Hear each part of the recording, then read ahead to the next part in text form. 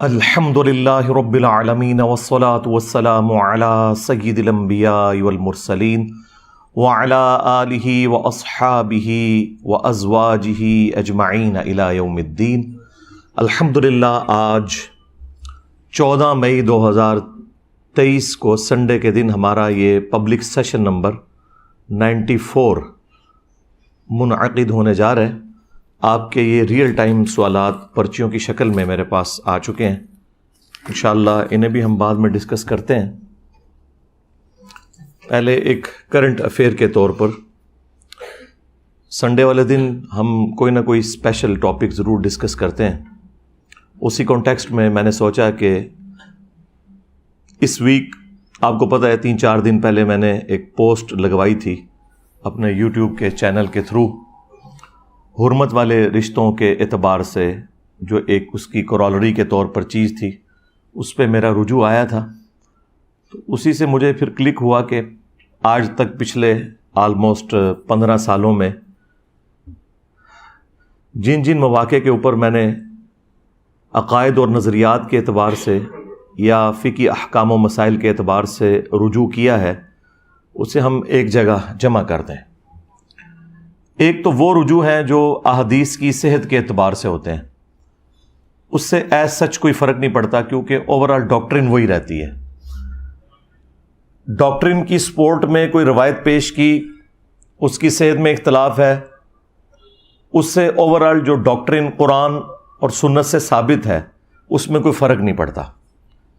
البتہ اگر کوئی ڈاکٹرن کھڑی اسی حدیث کے اوپر ہے اور وہ حدیث اصول محدثین پر میجورٹی کے نزدیک صحیح نہیں ہے تو پھر اس پہ بات ہو سکتی ہے، اور اللہ کے فضل سے اس طرح کی تو کوئی چیز نہیں ہوتی۔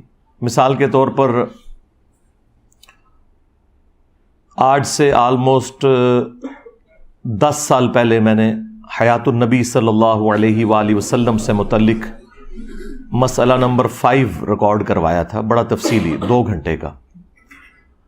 اس میں نے ایک حدیث بیان کی تھی اور اس کی صحت کے اعتبار سے میں نے بتایا تھا کہ یہ اصول محدثین کے اوپر ضعیف ہے، لیکن اس وقت بھی میں نے بتایا تھا کہ اس کے اندر جو عقیدہ ڈسکس ہوا ہے وہ بالکل درست ہے، کیونکہ جو لوگ اس حدیث کو ضعیف سمجھتے ہیں ان کے نزدیک بھی جو حیات النبی کا عقیدہ ہے صلی اللہ علیہ وآلہ وسلم، یعنی قبر مبارک میں رسول اللہ صلی اللہ علیہ وآلہ وسلم آخرت کی زندگی کے ساتھ زندہ ہیں، جو اس دنیا کی زندگی سے مختلف ہے، کیونکہ دنیا کی زندگی میں آکسیجن چاہیے، کھانا پینا ہے، ٹوائلٹ ہے۔ آخرت کی زندگی ان تمام چیزوں سے آزاد ہے۔ یعنی اس میں جس طریقے سے ہمارے بریلوی مکتب کے لوگ یا دیوبند کے لوگوں نے غلو کیا اور المحند علی المفند میں انہوں نے لکھا کہ ہم رسول اللہ کی مبارک زندگی کو قبر اطہر کے اندر دنیا کی سی مانتے ہیں، تو میں نے اس کے اوپر گرفت کی تھی۔ لیکن آپ کا جسم مبارک بالکل صحیح سلامت ہے۔ آج بھی اگر قبر مبارک کھودی جائے تو اللہ کے محبوب صلی اللہ علیہ وآلہ وسلم اسی حالت میں لیٹے ہوئے ہوں گے جس حالت میں آپ کو دفنایا گیا تھا۔ تو اس کی سپورٹ میں ایک حدیث ہے جس کے اوپر شیخ زبیر لزئی صاحب نے ذوف کا حکم لگایا تھا، اور وہ مرتے دم تک اس بات کے اوپر قائم رہے۔ مشکات المصابیح کے اندر بھی انہوں نے اس کے اوپر ضعیف ہونے کا حکم لگایا، لیکن انصاف کیا کہ انہوں نے فٹ نوٹ پہ لکھ دیا کہ جمہور محدثین اور محدثین کی ایک کثیر تعداد نے اس حدیث کو صحیح کہا ہے، یہ انہوں نے فٹ نوٹ پہ لکھ دیا۔ اور اس پر ترا یہ کہ انہوں نے جو الگ سے ایک کتاب فضل الصلاۃ علی النبی کا جب ترجمہ اور اس کی شرح لکھی تو اس میں انہوں نے اس روایت کو پھر سے ضعیف لکھا، لیکن ساتھ ہی بتایا کہ یہ جو عقیدہ ہے نا کہ قبر اطہر میں رسول اللہ کا جسم مبارک صلی اللہ علیہ وآلہ وسلم بالکل سلامت ہے، تو یہ عقیدہ درست ہے۔ اور اس کی سپورٹ میں انہوں نے المصنف ابن ابی شیبہ سے سیدنا عمر فاروق رضی اللہ تعالیٰ عنہ کا قول پیش کیا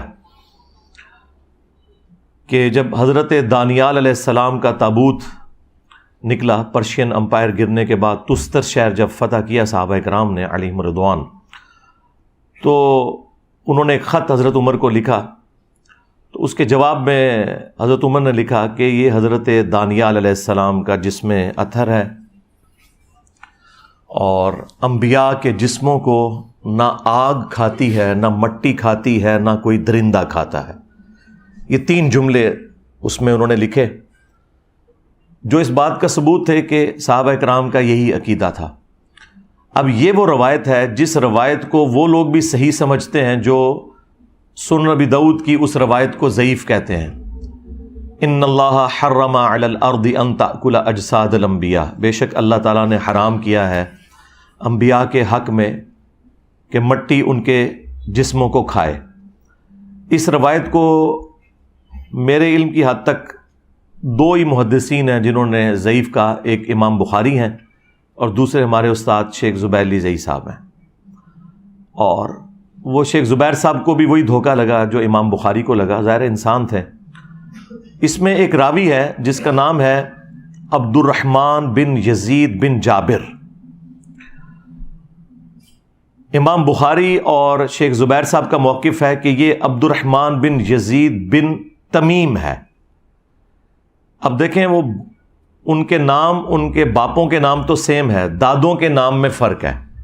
اگر یہ دادے کا نام جابر ہے پھر تو وہ ثقہ اور صدوق راوی ہے، جو کہ ہمارا موقف ہے اور جمہور محدثین کا، جو شیخ زبیر صاحب نے خود فٹ نوٹ پہ بھی لکھا مشکات المصابیح کی تحکیم کے دوران کہ ایک کثیر جماعت نے اس حدیث کو صحیح کہا ہے۔ اور دوسری طرف امام بخاری کہتے ہیں کہ یہ عبد الرحمن بن یزید بن جابر نہیں بلکہ عبد الرحمن بن یزید بن تمیم ہے، اور یہ انہیں ایک مغالطہ لگا جس کی وجہ سے انہوں نے اس روایت کے اوپر ضعف کا حکم لگایا۔ لیکن عقیدہ وہ بھی یہی مانتے تھے، بلکہ وہ تو ایک سٹیپ آگے ہیں۔ صحیح بخاری میں انہوں نے ایک روایت لی ہے کہ حضرت عمر فاروق رضی اللہ تعالیٰ عنہ کی وفات کے آلموسٹ 65 سال کے بعد، 60+ ایئرز کے بعد، حجر عائشہ کی جب دیوار گری ولید بن عبد الملک کے دور میں تو ایک پاؤں ظاہر ہو گیا، لوگ پریشان ہوئے۔ پھر عروہ ابن زبیر کو بلایا گیا جو سیدہ عائشہ کے بھانجے تھے، ان کے محرم تھے اور اکثر جاتے تھے حجر عائشہ میں۔ تو انہوں نے جب قبروں کی لوکیشن دیکھی تو انہوں نے کہا کہ یہ حضرت عمر کا پاؤں ہے، یہ رسول اللہ کا پاؤں نہیں ہے صلی اللہ علیہ وآلہ وسلم، کیونکہ لوگ پریشان ہو گئے کہ شاید یہ رسول اللہ کا پاؤں مبارک ہے۔ پھر وہ حضرت عمر کا پاؤں اندر کر کے دوبارہ سے اسے دفنا دیا گیا۔ اب یہ امام بخاری صحیح بخاری میں لے کر آئے ہیں، یعنی وہ یہ بتانا چاہ رہے ہیں کہ انبیاء کا پروٹوکول تو ہے ہی ہے، لیکن اگر اللہ چاہے تو غیر نبی کے لیے بھی یہ پروٹوکول کر سکتا ہے کہ اس کے جسم کو محفوظ رکھے۔ لیکن یہ جسم کا محفوظ ہونا کسی کی ولایت کے لیے اکلوتی دلیل نہیں ہے۔ اگر جسم محفوظ بھی نہ رہے تو اس کا کوئی مطلب نہیں ہے کہ کوئی یہ رزلٹ نکالے کہ کوئی شخص مردود ہے۔ کئی صحابہ کرام ہیں، ان کے جسموں کے ٹکڑے کیے گئے ہیں دفنانے سے پہلے، مسلح کیا گیا ہے، تو ان کے جسم تو سلامت قبر سے باہر نہیں رہے ہیں، تو اندر والا معاملہ تو بعد میں ڈسکس ہوگا۔ تو یہ کسی کی بزرگی کی دلیل کے طور پر نہیں اسے پیش کرنا چاہیے۔ ہاں، جن کو اللہ پروٹوکول دیتا ہے وہ ان کا پروٹوکول ہے، لیکن اگر کسی کو پروٹوکول نہ ملے تو اس کا یہ مطلب نہیں کہ وہ کوئی بزرگ نہیں ہے۔ یہ بالکل غلط عقیدہ لوگوں نے بنا لیا ہے کہ محمد کے غلاموں کا کفن میلا نہیں ہوتا، یہ بالکل جھوٹ ہے۔ ہاں، سائبیریا میں دفن کر دیں تو محمد کے غلام چاہے کافر ہوں یا مسلمان، ان کا کفن میلا نہیں ہوگا، ان کے جسم میں بھی کیڑے نہیں پڑیں گے۔ وہ تو ظاہر ہے وہاں پہ ٹیمپریچر ہی اتنا ہے، لو ہے کہ وہ فریزنگ پوائنٹ سے نیچے ہے، تو وہاں پہ تو یہ ایشو نہیں ہوگا۔ ایک پیورلی سائنٹیفک فنامنا ہے۔ البتہ عرب کی سرزمین میں اگر کسی کی لاش سلامت نکلتی ہے تو ظاہر ہے یہ سائنٹیفک فنامنا نہیں ہے، اللہ تعالیٰ کا خصوصی پروٹوکول ہے، تو ہو سکتا ہے کسی کے لیے۔ تو اب یہ جو روایت تھی ابو داؤد کی مشکات والی، اس کو شیخ زبیر صاحب مرتے دم تک ضعیف کہتے رہے، عقیدے کو درست سمجھتے رہے، وہ میں نے آپ کو بتایا۔ اب اس کے اوپر میں نے آج سے 10 سال پہلے اس روایت کو ضعیف ڈکلیئر کیا تھا، لیکن اس وقت بھی میں نے بتایا تھا کہ اس کو لوگ صحیح بھی سمجھتے ہیں اور اس کو سپورٹیو صحیح روایتیں بھی موجود ہیں، بلکہ اس سے بڑھ کر قرآن میں یہ عقیدہ موجود ہے کہ حضرت سلیمان علیہ السلام لاٹھی کے سہارے کتنی دیر تک ان کی جو لاش ہے وہ اسی حالت میں رہی، اور لاٹھی کو دیمک چاٹ گئی، اور وہ لاٹھی جب ٹوٹی تو پھر وہ زمین پہ ان کا جسم اثر آیا۔ اور یہ کوئی بزرگ کا جسم ہوتا تو کہتے جی جیسے ہی تھلے جان لگے تے تھلے فرشتے آ گئے، ایویں کہانیاں بنا لیندے نے۔ تو قرآن میں تو واضح ہے کہ وہ زمین پہ گر پڑے، تو پھر جنوں کو پتہ چلا کہ وہ تو فوت ہو چکے ہیں۔ تو یہ قرآن میں جو آیت مبارکہ ہے یہ اس بات کی دلیل ہے کہ نبیوں کے جسم مرنے کے بعد بھی اللہ تعالیٰ سلامت رکھتا ہے، لہٰذا وہ لوگ جو احادیث کے منکر ہیں ان کے لیے یہ بہت بڑی دلیل کے طور پر اور پھکی کے طور پر آپ پیش کر سکتے ہیں کہ اس عقیدے کی اصل قرآن کے اندر ہے۔ اور باقی تو کئی احادیث اس پر گواہ ہیں جو میں ڈسکس کر چکا ہوں۔ اب اس طرح کے جو رجوع ہوتے ہیں نا، میں اس زمانے میں اگر اس روایت کو ضعیف کہتا تھا، اور آج میں سمجھتا ہوں کہ شیخ زبیر صاحب اور امام بخاری کا موقف غلط تھا، تو اوریجنل ڈاکٹرن اس وقت بھی میری وہی تھی، اوریجنل ڈاکٹرن آج بھی وہی ہے۔ اس طرح کے جو رجوع ہوتے ہیں نا، یہ ایز سچ ان کو ریکارڈنگ میں یعنی اسپیسیفکلی لانے کی ضرورت نہیں ہے، لیکن میں جہاں جہاں وہ چیز آتی ہے وہ اسکیٹرڈ فارم میں ڈسکس ضرور کرتا ہوں۔ میں آج کی ریکارڈنگ کے حوالے سے بات کر رہا ہوں کہ اس میں اب میں اس طرح کی چیزیں اگر ڈسکس کروں تو شاید 2 گھنٹے لگ جائیں۔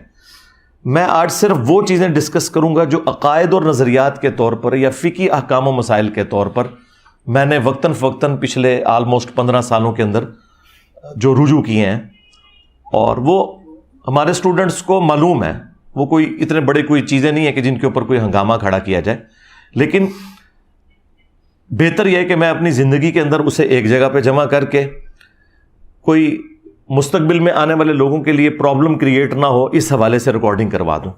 اور میں نے اکثر عرض کیا کہ پرانے بزرگوں کی تعلیمات کے حوالے سے آپ کو مختلف اقوال ملتے ہیں۔ ایک ایک مسئلے میں امام ابو حنیفہ رحمۃ اللہ علیہ، امام شافعی رحمۃ اللہ علیہ کے اتنے اقوال ملتے ہیں۔ آدھے شاگرد کہتے ہیں نہیں ان کا آخری موقف یہ تھا، دوسرے کہتے ہیں نہیں یہ تھا، اور وہ جھگڑا آج تک چلتا آ رہا ہے۔ اللہ کے فضل سے میرے کیس میں ایسی کوئی چیز نہیں ہوگی، کیونکہ میں نے جو کچھ عوام کے سامنے رکھا ہے وہ ویڈیوز کی فارم میں ہے۔ ویڈیوز کی اپلوڈنگ ڈیٹ موجود ہوتی ہے، میں ہر ویڈیو سے پہلے اس کی ڈیٹ بتا دیتا ہوں کہ آج کون سا دن ہے، پلس وقت کے ساتھ ساتھ میرے جو حالات و واقعات مجھ پہ وارد ہو رہے ہیں، میں وقت کے ساتھ ساتھ بڑھاپے کی طرف شفٹ ہو رہا ہوں۔ ظاہر آج سے آپ 5 سال پہلے کی میری ویڈیو دیکھیں گے، اس میں آپ کو سفید بال کم نظر آئیں گے، اب زیادہ نظر آ رہے ہیں، تو تمام قرائن آپ کو بتا دیں گے کہ یہ ویڈیو پرانی ہے یا نہیں ہے۔ ہمارے کیس میں ایسا کوئی جھگڑا ہوگا ہی نہیں۔ اور سب سے بڑھ کر پرانے بزرگوں نے تو اپنی تعلیمات جو پیش کی، ان کے شاگردوں نے جو اس میں طبع آزمائی کی، وہ اپنی جگہ، ہم نے تو ایسا کوئی کام کیا ہی نہیں کہ اپنے کوئی فتوے جاری کریں۔ ہم نے قرآن و سنت کی روشنی میں یہ ضرور بتایا کہ اس مسئلے میں فلاں امام کا موقف درست ہے، فلاں کا غلط ہے، لیکن اپنی ذاتی رائے کوئی بھی نہیں رکھی۔ میرا یہ دعویٰ ہے کہ میرا کوئی ایک نظریہ بھی ایسا نہیں ہے جو مجھ سے پہلے پلانٹ ارتھ پہ ایگزسٹ نہ کرتا ہو۔ میں نے جتنے عقائد اور نظریات اڈاپٹ کیے وہ کسی نہ کسی فارم کے اندر ایگزسٹ کرتے تھے۔ ہاں یہ ضرور تھا کہ کوئی ایک فرقہ اس کو لے کے چل رہا تھا، باقی فرقے انکار کرتے تھے، اور بعض معاملات ایسے تھے جو باقی فرقے لے کے چل رہے تھے، یہ فرقے انکار کرتے تھے۔ لیکن آپ کوئی پن پوائنٹ ایک ایسا عقیدہ اور نظریہ سامنے نہیں رکھ سکتے کہ جناب یہ آپ کا ایسا نظریہ ہے جو آپ سے پہلے کسی بھی مسلمان فرقے کا نہیں تھا۔ اور میں ان فرقوں کی بات نہیں کر رہا جو وقت کے ساتھ ختم ہو چکے، میں ان فرقوں کی بات کر رہا ہوں جو آج کی ڈیٹ میں 14 مئی 2023 تک زندہ ہیں اور ان کے فالورز لاکھوں کروڑوں کی تعداد میں موجود ہیں۔ تو میرے ہر عقیدے کی دلیل اس حوالے سے موجود ہوگی کہ کوئی نہ کوئی فرقہ اسے اون کرتا ہوگا۔ لہٰذا یہ کہنا کہ میں نے کوئی نیا نظریہ لانچ کیا، یہ بالکل غلط ہے۔ اگر نیا نظریہ لانچ کیا ہوتا تو وہ عقیدہ پہلے موجود نہ ہوتا۔ ہاں چونکہ آپ کا بلٹ اپ اپنے خاص فرقے میں ہوا، آپ نے وہ بات کبھی سنی نہیں ہے۔ یعنی قتل عمار والی حدیث اگر کسی وہابی نے، کسی بریلوی نے، دیوبندی نے نہیں سنی بھی تو اس میں میرا کیا قصور؟ وہ بخاری میں تو لکھی ہوئی تھی 2812۔ اسی طریقے سے اگر غدیر خم کی حدیث کسی سنی نے نہیں سنی قرآن اور اہل بیت تو اس کا قصور تھا، وہ مسلم شریف میں لکھی ہوئی تھی 6225 سے 6228 تک. اب ان کے بڑوں نے انہیں سلیکٹیو سٹڈی کے دوران وہ چیزیں چھڑوا دیں اور نہیں بتائیں، اور اس کے متبادل روایتیں بتانا شروع کر دیں جو دور کی کتابوں میں تھی، جو مین سٹریم کی کتابوں میں تھی وہ چھپا لیں. تو اس میں تو آپ اپنے بزرگوں کو روئیں، مجھے رونے کی کیا ضرورت ہے؟ تو اس طرح کے جو ایشوز ہوتے ہیں اس میں میری کوشش ہوتی ہے کہ وہ تمام چیزیں میں کتابوں سے دکھاؤں، اس کے بعد آپ جانیں اور کتابیں جانیں. میری ذمہ داری ہے آپ کو آیت کا نمبر بتانا، حدیث کا نمبر بتانا، پھر اس سے بڑھ کر ہم اس حدیث کا امیج ڈسپلے بھی کروا دیتے ہیں. بس اب ایک کام رہ گیا کہ امام بخاری خود قبر سے نکل کے تو کہیں 2812 تقتلہ الفئۃ الباغیہ یدعوہم الی اللہ ویدعونہ الی النار. افسوس اے عمار، تجھے باغی جماعت قتل کرے گی، تو انہیں اللہ اور جنت کی طرف بلائے گا، وہ جماعت جہنم کی طرف بلائے گی. اب یہ امام بخاری خود آ کے ویڈیو میں کہہ دیں بس یہ رہ گیا، اس سے پہلے سارے سٹیپ ہم نے طے کروا دیے. جب آپ کو حدیث کا نمبر بتا دیا، حدیث کا اوریجنل جو امیج تھا وہ ڈسپلے کروا دیا، عربی حدیث بھی اردو بھی، تو پیچھے کچھ رہ تو نہیں گیا. اور ظاہر ہے کہ یہ جو سٹیپ ہے وہ تو میں نہیں طے کروا سکتا، وہ تو قرآن کا واضح فتویٰ ہے کہ جو مر گیا وہ قیامت سے پہلے دنیا میں واپس نہیں آنے کا. تو یہ تو ہم نہیں کر سکتے. تو آخری درجے تک کر دیا. آپ اس حدیث کو فالو کریں، جو آپ کو اس حدیث سے فہم لگتا ہے کہ درست ہے وہ آپ لے لیں. آپ کو ایک ہی حدیث کے اوپر مختلف فہم نظر آ جائیں گے لوگوں کے، ایک دو نمبری کر رہا ہوگا، ایک بالکل اس کو اسی طریقے سے مان رہا ہوگا. ظاہر ہے کہ جب ایاک نعبد و ایاک نستعین کے ہوتے ہوئے کروڑوں مسلمان بابوں کو پکار رہے ہیں، تو اس کے مقابلے کے اندر کسی حدیث کی کوئی غلط تعویل کوئی کر لے تو یہ بہت چھوٹی بات ہے. مجھے بتائیں جب قرآن کی واضح آیت ہے کہ آپ نے دعا اللہ سے کرنی ہے، پھر لوگ مرے ہوئے بابوں کو پکار رہے ہوں دعا کے اندر، تو واضح قرآن کی آیت کے وہ مخالف چل رہے ہیں نا. اب آپ کہیں نہیں جی دونوں طرف لوگ موجود ہیں، اور ہمارے لیے تو بدقسمتی ہے کہ زیادہ مسلمانوں کی تعداد تو ان لوگوں کی ہے جو قبروں سے مانگ رہے ہیں، مرے وہ ان کو پکار رہے ہیں. تو اب آپ کہیں گے ان کی تعداد زیادہ ہے لہٰذا ہم ایاک نعبد و ایاک نستعین میں سے یا علی مدد ثابت کر دیں، یا عبد القادر جیلانی مدد ثابت کر دیں، یا معین الدین چشتی پار لگا دے کشتی، یا بہاول الحق بیڑا تک جڑا میں ڈوب دیتا، تو وہ ثابت کرنا شروع کر دیں. تو ایسا نہیں ہوگا. اس طریقے سے قتل مار والی حدیث سے چاہے پرانے کسی بزرگ نے کوئی اس حدیث کے ساتھ کھلواڑ کرنے کی دو نمبری کی کوشش کی، خواہ آج کوئی کر رہا ہے، وہ آپ کو پتہ چل جائے گا کہ جب کروڑوں لوگ قرآن کی آیات کے ساتھ یہ کچھ کر سکتے ہیں تو حدیثیں تو ان کے سامنے شاہی کوئی نہیں. تو لہٰذا وہ آپ چھوڑ دیا کریں، آپ ٹیکسٹ کو فالو کریں جو اللہ کے نبی علیہ السلام نے فرمایا، اور جو اس کا صحیح فہم بیان کر رہا ہے قرآن و سنت کے مطابق وہ آپ لیں، اور جو بنو امیہ کی نوکری اور چاکری کر رہا ہے اس کو چھوڑ دیں. وہ اپنے ریال حلال کر رہا ہے، اس نے کرنے ہیں، سیدھی سی بات ہے. اس کا تو ہمارے پاس کوئی علاج نہیں ہے. یہ غم جو بنو امیہ کے خدمت گزاروں کو میں نے لگا دیا، یہ میں نے آپ کو پہلے پریڈکٹ کیا ہے کہ اب قیامت تک یہ غم ان کی قبروں میں ان کے ساتھ جائے گا، الا یہ کہ یہ امام مہدی کے ہاتھ پر بیعت کر کے اور مان لیں کہ ہاں جی امام مہدی آپ کے ابا جان کے ساتھ دھوکہ کیا تھا بنو امیہ نے، اور آپ کے ابا جان کو شہید کیا تھا بنو امیہ نے. تو ظاہر ہے امام مہدی تو آپ کو پتہ ہے وہ تو آل فاطمہ سے ہیں، وہ بنو امیہ کی چاکری تو نہیں کریں گے، یہ تو نیچرل چیز ہے. اور ابھی بھی جتنے دنیا میں سید موجود ہیں انہیں یہ عقیدہ بالکل کلیئر ہے کہ اہل بیت کے ساتھ کیا ظلم کیے ہیں بنو امیہ نے. تو امام مہدی کو تو ویسے ہی اللہ تعالیٰ کی تائید بھی حاصل ہوگی اس حوالے سے. تو اس لیے وہ وقت آنے سے پہلے پہلے توبہ کر لیں، مرنے سے پہلے اے مسلمان کر لے اس پہ غور. کتابوں کا خدا اور ہے، بابوں کا خدا اور. اگرچہ بابے بھی اسی خدا کو مانتے ہیں لیکن ان کوالٹیز کے ساتھ نہیں مان رہے جو قرآن و سنت میں آئے. تو میں وہ چیزیں ڈسپلے اس لیے کرواتا ہوں، اور میں بار بار اپنی ویڈیوز میں کہتا ہوں کہ میرا اپنے آپ سے بھی لانے برات ہے. اگر میں نے کوئی بات بتائی اور حدیث میں اس سے مختلف الفاظ تھے کچھ، بس آپ حدیث کو فالو کریں. میں نے حدیث ڈسپلے اس لیے کروائی ہے کہ آپ اسے فالو کر لیں.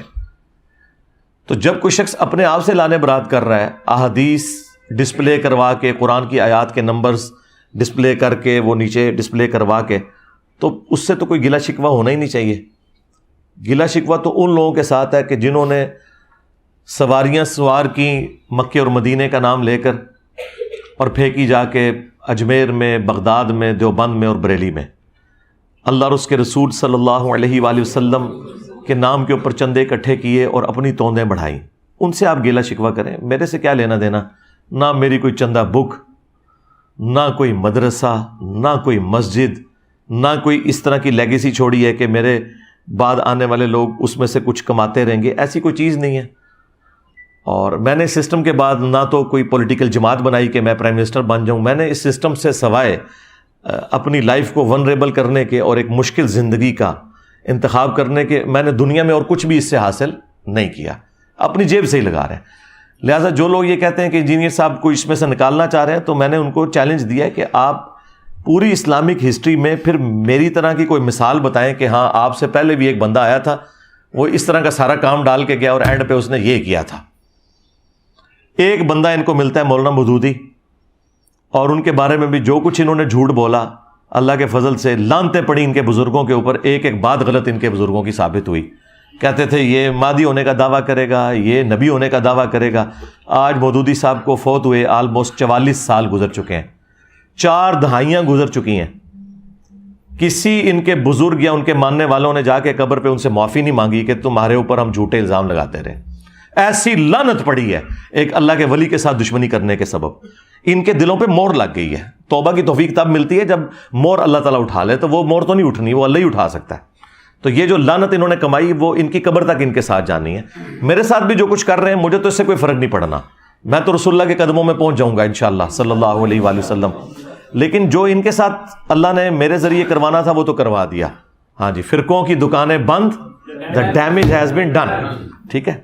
لہٰذا اب آپ ان کی چیخیں انجوائے کریں، ہاں ایک بڑی بوتل رکھ کے 1.5 لیٹر کی، یا بڑا میری طرح کوئی مگ رکھ لیں دودھ پتی کا، اور 7 چپسوں کا پیکٹ یا گھر کے بنے ہوئے چپس، اور ان کی چیخیں انجوائے کریں بس۔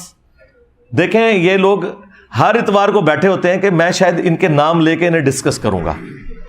دیکھ لیں کتنے بڑے بڑے یہ ہنگامے کرتے ہیں، میں ان کو اس قابل بھی نہیں سمجھتا کہ ان کا نام لے کے ان کے کسی ایشو کو ڈسکس بھی کروں۔ یہ کتنی بڑی سزا ہے جو میں نے دنیا میں ان کو دے دی ہے۔ ہر اتوار بیچارے بیٹھے ہوتے ہیں، ہمارے وہ ایجنسیوں کے لوگ بھی بیچارے یہاں ریکارڈنگ کرنے آئے ہوتے ہیں کہ شاید انجینئر صاحب کچھ بولیں گے۔ انجینئر صاحب کیوں بولیں؟ انجینئر صاحب تو ان کے بڑوں کو کچھ نہیں سمجھتے ہیں، یہ تو شاہی کوئی نہیں، ٹھیک ہے نا۔ تو اللہ کے فضل سے ہمارے ایک نعرے نے ان کے اگلے پچھلے سارے دفنا دیے ہیں کہ میرے نبی سا ہے ہی کوئی نہیں، تیرے بابے تھے شے ہی کوئی نہیں، ٹھیک ہے۔ صلو علی محمد وآل محمد، اللہم صلی علی محمد وعلی آل محمد واصحاب محمد وازواج محمد اجمعین الی یوم الدین۔ تو میں عرض کر رہا تھا کہ ہم جب آیات اور احادیث ڈسپلے کروا دیتے ہیں تو ہم خود ہی اعلان برات کر دیتے ہیں کہ آپ نے ٹیکسٹ کو فالو کرنا ہے۔ اس کے بعد کوئی ہم سے گلا شکوہ بالکل نہ کرے۔ اس سے زیادہ اور اچھا کیا طریقہ ہو سکتا ہے کہ آپ عوام کو سیدھا قرآن اور سنت کے ساتھ جوڑیں، جو قرآن میں ہمیں حکم بھی ہے۔ سورۃ النساء کی آیت نمبر 59 ہے، اعوذ باللہ من الشیطان الرجیم، بسم اللہ الرحمن الرحیم، یا ایہا الذین آمنوا اطیعوا اللہ واطیعوا الرسول، اے ایمان والو اطاعت کرو اللہ کی اور اطاعت کرو اس کے رسول کی، عز وجل وصلی اللہ علیہ وآلہ وسلم، وَأُولِي الْأَمْرِ مِنْكُمْ، اور اپنے حکمران کی بھی، اپنے بڑے کی بھی، لیکن اس کے ساتھ اطاعت کا لفظ نہیں آیا تاکہ اسے کوئی ایبسولوٹ نہ مان لے، ریلیٹیو ہی مانا جائے۔ لیکن ساتھ ہی پھر آیا فَإِن تَنَازَعْتُمْ فِي شَيْءٍ فَرُدُّوهُ إِلَى اللَّهِ وَالرَّسُولِ، اگر تمہارا حکمران سے بھی جھگڑا ہو جائے، اپنے بڑے کے ساتھ بھی ہو جائے جھگڑا، تو معاملے کو تم نے پلٹانا ہے اللہ اور اس کے رسول کی طرف، یعنی رسول اللہ کی وفات کے بعد قرآن و سنت کی طرف۔ ظاہر ہے جب تک رسول اللہ دنیا میں موجود تھے تو ظاہر ہے اللہ اور اس کے رسول کی طرف مراد یہ ہے کہ رسول اللہ سے ہی پوچھا جائے جا کے۔ نبی اسلام کی وفات کے بعد آج کی ڈیٹ میں یا صحابہ کرام کے دور میں قرآن و سنت کی طرف آپ نے معاملے کو پلٹانا ہے۔ ان کنتم تؤمنون باللہ والیوم الآخر، اگر تم اللہ پر اور آخرت کے دن کی جواب دہی پر ایمان رکھتے ہو تو تمہارا ایٹیچیوڈ یہی ہوگا کہ تم ہر معاملے میں اللہ اور اس کے رسول کو دیکھو گے، یعنی بزرگ بابوں کو نہیں دیکھنا، بلکہ کہا گیا بزرگ بابوں سے اختلاف کرنا ہے۔ ہاں تنازع ہو جائے نا جب، اور بزرگ بابوں سے تو قرآن و سنت کی طرف بات کو پلٹانا ہے. ذالک خیر و احسن تأویلا، اسی میں تمہارے لیے خیریت ہے اور اسی کا انجام آخرت میں بہتر ہونے والا ہے. کس چیز کا؟ کہ جو لوگ اپنے معاملات کو قرآن و سنت سے حل کرتے ہیں اور اندھے بن کے کسی کے پیچھے نہیں چلتے. یہ تقلید کے خلاف بہت بڑی دلیل ہے یہ آیت مبارکہ. اس کے اوپر میں نے تفصیل کے ساتھ مختلف ویڈیوز ریکارڈ کروائی ہیں. مسئلہ 197 میرا دیکھ لیں. پھر تقلید کے نام کے اوپر ڈرامہ بازی، یہ میری ایک ویڈیو تھی، اس میں نے اس آیت کے حوالے سے کافی کچھ ڈسکس کیا تھا. میں ایگزامپل کے طور پر 2-4 باتیں کر دوں، پھر میں وہ آخر میں وہ 10 رجوع بتاؤں گا. باقی ان کی تفصیلات بتانے کی ضرورت نہیں ہے، میں صرف اس پہ ورڈکٹ ہی دوں گا کیونکہ اس پہ الگ سے میری ویڈیوز ریکارڈڈ ہیں. میں اصل میں یہ ڈاکٹرن آپ کو کلیئر کرنا چاہتا ہوں کہ کوئی شخص بھی اتھارٹی نہیں ہے اللہ اور اس کے رسول عز و جل و صلی اللہ علیہ وآلہ وسلم کے بعد. ایون خلفائے راشدین بھی ہیں نا، جن کی پیروی کا ہمیں حکم ہے، علیکم بسنتی و سنت الخلفاء الراشدین المہدیین، ان کی بھی اطاعت ایبسولوٹ نہیں ہے. ان سے بھی مسئلے مس ہینڈل ہوئے ہیں اور صحابہ کرام نے ان سے رجوع کروایا ہے. تو سرکار اگر خلفائے راشدین کا یہ حال ہے تو باقی اصحاب تو شاہی کوئی نہیں. یعنی جن کے پیچھے اللہ کے رسول کھڑے ہوئے ہیں اور فرما رہے ہیں کہ میرے بعد تم بہت اختلاف دیکھو گے، دین میں نئی نئی بدعتوں سے بچنا اور میری سنت اور میرے ہدایت یافتہ خلفائے راشدین کی سنت کو داڑھوں سے مضبوطی سے پکڑ لینا. جن کے پیچھے رسول اللہ کھڑے ہوئے ہیں ان کے بارے میں بھی قرآن و سنت میں کئی چیزیں ہمیں ملتی ہیں اس حوالے سے کہ انہوں نے قرآن و سنت کی روشنی میں اپنے معاملات سے رجوع کیا. احادیث میں اس طرح کے بہت واقعات موجود ہیں. اسی میں سے میں سیمپل کے طور پر ایک بڑے ہارڈ لائنر خلیفہ راشد سیدنا عمر فاروق رضی اللہ تعالیٰ عنہ، جو اپنی مینجمنٹ میں بھی سٹرونگ تھے، علم کے اعتبار سے بھی سٹرونگ تھے، ڈیسیژن میکنگ کے اوپر بھی سٹرونگ تھے، اور ان کا روب اور دبدبا بھی تھا اپنی رعایا کے اوپر. ان کی مینجمنٹ کوئی ڈھیلی نہیں تھی. ان کی مثال بخاری اور مسلم میں آئی ہے. یہ ویسے تو ایک ہی مثال کافی ہے ان لوگوں کے لیے جنہوں نے اپنے بزرگ بابوں کو خدا کا درجہ دیا ہوا ہے. بخاری مسلم دونوں میں حدیث ہے، سیدنا عمر فاروق رضی اللہ تعالیٰ عنہ مسجد نبوی میں تشریف لائے تو انہوں نے دیکھا کہ حضرت حسان ابن ثابت اور حضرت ابو ہریرہ آمنے سامنے بیٹھے ہیں اور حضرت حسان انہیں نعتیہ اشعار سنا رہے ہیں مسجد میں بیٹھ کے. تو سیدنا عمر نے انہیں تیکھی نظروں سے دیکھا، زبان سے کچھ نہیں بولا. خلیفہ راشد بھی ہیں، روب بھی ہے، اور دیکھ رہے اس شخص کی طرف ہیں جو شاعر ہے، جو بےچارے ول میں بھی بڑے کمزور ہوتے ہیں، بالکل ممی ڈیڈی ہوتے ہیں، آپ کو پتا ہے جو شاعر لوگ ہوتے ہیں ان میں کوئی سختی. اور حضرت حسان کے بارے میں اگر آپ دیکھیں تو کسی میدان جنگ میں بھی یہ سامنے نہیں جا سکے، شاعر ٹائپ تھے، ان کی ذرا مزاج ہی کچھ اور تھا. ان سے زیادہ تو صحابیات جو ہیں وہ میدان جنگ میں پرفارم کرتی تھی. اچھا، لیکن یہاں دیکھیں کیسی دلیری ان کے اندر آئی ہے. صرف دیکھا ہے حضرت عمر نے، اور ان کا عمر اس طرح نہ دیکھ میری طرف، تجھ سے بہتر شخص مسجد میں ہوتا تھا، میں انہیں بھی نعتیہ اشعار سناتا تھا، محمد رسول اللہ صلی اللہ علیہ وآلہ وسلم. اب حضرت عمر تو ایک دفعہ ہل گئے نا کہ یار یہ بندہ کون سا بول رہا ہے. انہوں نے کہا کہ اپنا گواہ لے کر آؤ. انہوں نے آگے سے نہیں کہا علیکم بسنتی و سنت الخلفاء الراشدین المہدیین. ان کو پتا تھا کہ جناب جب رسول اللہ کی بات آ گئی تو پھر میں تے شاہی کوئی نہیں. سرکار ایڈی میں تمہیں گل دسی ہے نا، شاہی کوئی نہیں، یہ ہر جگہ فٹ ہوتا جائے. تو حضرت حسان نے کہا کہ اے امیر المومنین، یہ حضرت ابو ہریرہ بیٹھے ہیں، ان سے پوچھیں. تو حضرت ابو ہریرہ نے کہا کہ میں گواہی دیتا ہوں کہ نبی صلی اللہ علیہ وآلہ وسلم نہ صرف نعتیہ اشعار سنا کرتے تھے بلکہ آپ دعا فرمایا کرتے تھے، اے اللہ روح قدس کے ذریعے حسان کی مدد فرما جس طرح تو نے عیسیٰ ابن مریم کی مدد کی تھی. وَأَيَّدْنَاهُ بِرُوحِ الْقُدُسِ، جو سورۃ البقرہ میں آیا. تو حضرت عمر خاموش ہو کے وہاں سے چلے گئے، یعنی یہ خاموشی میں ان کا رجوع تھا. اب اس ایک واقعے سے کتنے رزلٹ نکلتے ہیں؟ نمبر 1، خلیفہ راشد جس کی پیروی کا حکم ہے نا، وہ بھی اگر قرآن و سنت کے خلاف بات کرے تو آپ نے اس سے بھی اختلاف کرنا ہے. نمبر 2، خلیفہ راشد حضرت عمر جیسا ہو کہ بھی جب وہ دلیل سنتا ہے حدیث کی تو وہ سرنڈر کر جاتا ہے اپنے غلط فتوے سے. نمبر 3، حضرت عمر جیسا ذہین شخص نبی علیہ السلام کا قریبی ساتھی، اس پہ بھی کچھ احادیث ایسی تھیں جو نہیں پہنچ سکی، تو سرکار پھر ابو حنیفہ، مالک، شافعی، اعمہ میں نمبل تھے، شاہی کوئی نہیں، رحمہم اللہ اجمعین۔ اچھا، اب یہ میرا جملہ کاٹیں گے اور کہیں گے وہ انجینئر صاحب اپنے مقابلے میں کہہ رہے ہیں شاہ کوئی نہیں۔ یہ کاٹا کریں، اس طرح کیا کریں، کیونکہ آپ کے اس طرح کے چھوٹے چھوٹے کلپ کاٹنے کی برکت سے ہی تو اتنی رونق لگ گئی دنیا میں۔ ہاں ہاں، لوگوں نے کیا ہے، یہ کیڑا پاگل ہے جو اس ماڈرن دور میں اس طرح بزرگوں کو چیلنج کرتا پھر رہا ہے، تو انہیں پتہ چلتا ہے بھئی وہ بزرگوں کی تعلیمات ہی تو آگے لے کے چل رہا ہے۔ ہاں، ان کے بزرگوں کی نہیں، جو قرآن و سنت کے خدمت گزار بزرگ تھے ان کی تعلیمات، کیونکہ سارے ائمہ نے ہمیں یہی سکھایا کہ ہماری کوئی بات بھی قرآن و سنت کے خلاف ہو اسے دیوار پہ دے مارو۔ یہ چاروں ائمہ کے اقوال شاہ ولی اللہ دہلوی نے حجت اللہ البالغہ میں باقاعدہ نقل کی ہیں، اور امام مالک نے تو کمال فرمایا کہ اس صاحب قبر صلی اللہ علیہ وآلہ وسلم کے سوا کوئی ایسا شخص نہیں کہ جس کی ہر بات مقبول ہو اور کوئی بات مردود نہ ہو، اور اس پلانٹ ارتھ پہ اس صاحب قبر صلی اللہ علیہ وآلہ وسلم کے سوا کوئی ایسا شخص نہیں کہ جس سے اختلاف نہ کیا جا سکے سوائے رسول اللہ کے صلی اللہ علیہ وآلہ وسلم۔ تو بس یہ کتابوں میں لکھی رہ گئی، اور ہم اس لیے مطعون ٹھہرے ان کی نظر میں کہ ہم نے وہ پبلک کو بتا دی۔ یہ تو چاہتے تھے کہ ابھی بھی پردہ پڑا رہے، تو وہ دیکھیں حضرت عمر فاروق رضی اللہ تعالیٰ عنہ نے فوراً رجوع کیا، انہوں نے نہیں کہا کہ مجھ سے ایسی کوئی حدیث چھپی رہ سکتی ہے۔ اور ایک اور رزلٹ چوتھا یہ نکلا کہ حضرت عمر حضرت ابو ہریرہ کو ثقہ اور صدوق مانتے تھے، جس طرح بعض غالی شیعہ رافضیوں نے یہ کہا کہ حضرت عمر نے حضرت ابو ہریرہ پر پابندی لگا دی تھی حدیثیں بیان کرنے کے اعتبار سے، تو ان کا بھی رد ہو گیا کہ حضرت عمر حضرت ابو ہریرہ کو ثقہ اور صدوق راوی مانتے تھے، ان کی گواہی قبول کی ہے انہوں نے۔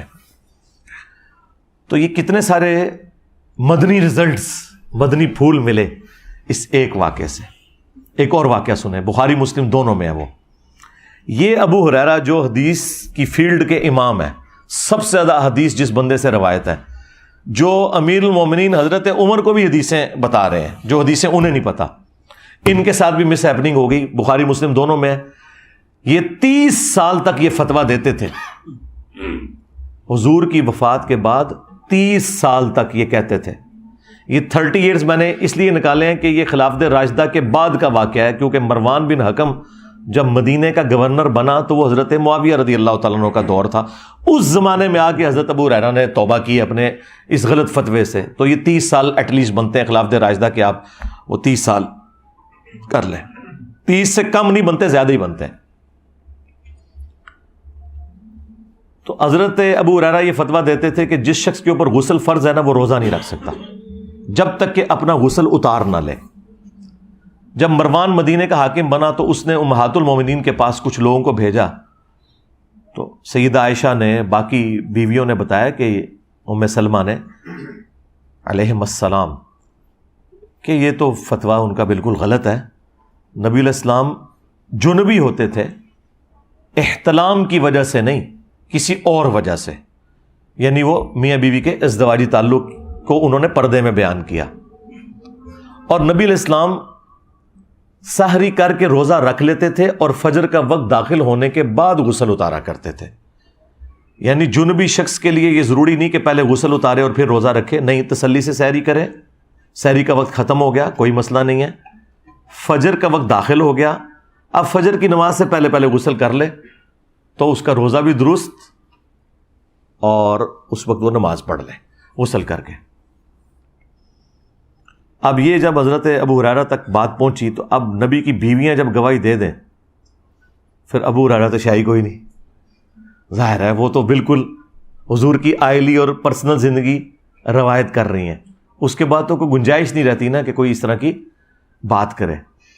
تو حضرت ابو ہریرہ اپنے اس فتوے سے پیچھے ہٹ گئے اور ان کا یہ میری ذاتی رائے تھی، میں کسی حدیث کی بنیاد پہ ایسی بات نہیں کر رہا تھا۔ تو یہ صحابہ کرام کا ایٹیچیوڈ تھا۔ ایک اور حدیث بخاری مسلم کی بڑی رکت انگیز ہے۔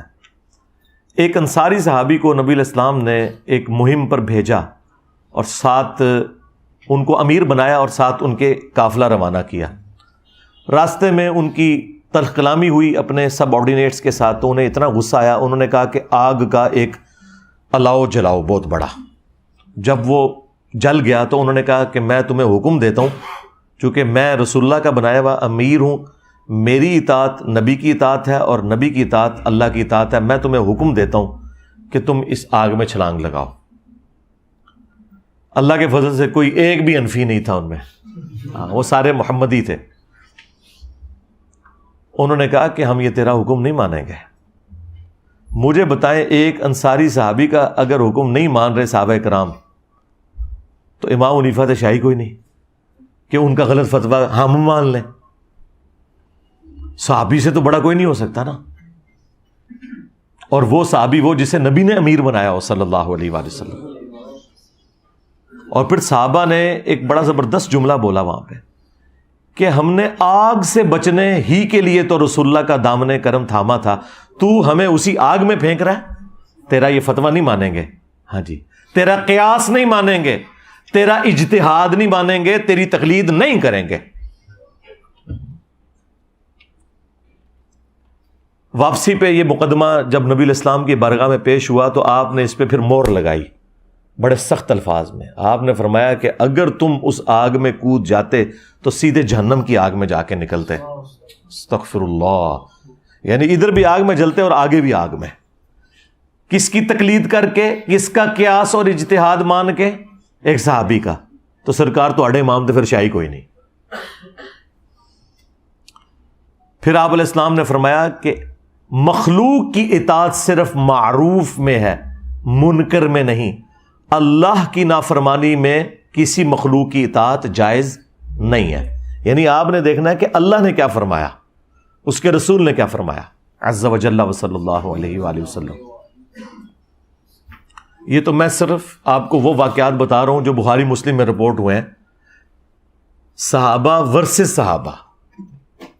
اب کسی کو وہاں آ سکتا ہے کہ نیچے سے کوئی مثال دیں تو سرکار وہ سن لو، پھر بڑی تگڑی مثال جائے. صحیح مسلم 4776.